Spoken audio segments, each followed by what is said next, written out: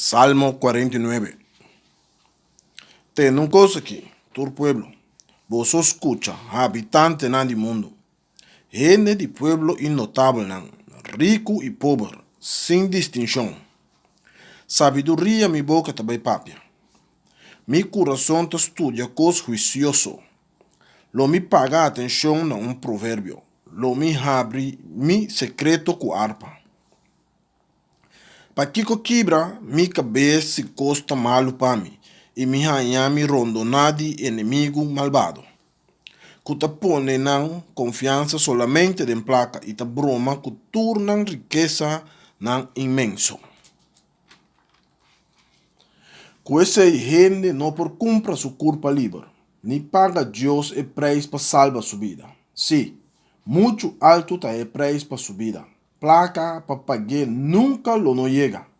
¿Acaso un ende por seguir viva sempre de modo que nunca lo no mira su graf? Ta visto que o ende sabi mester muri. Bobo e louco pareu ta perecer. Não tinculaga nan riqueza pa outro nan. Pa tur eternidade nan grafta nan cas. Nan paradero for de geração te na outro. Anto nan ta ende que a donatera nan nombre. Ende que su lujo não te dura. E te acaba mescos com qualquer animal.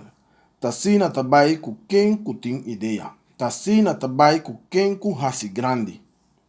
Maneiro tal de carne não tão hundi den abismo. La muerte ta chinan como guardador. Não ta cana derechito bai nan graf.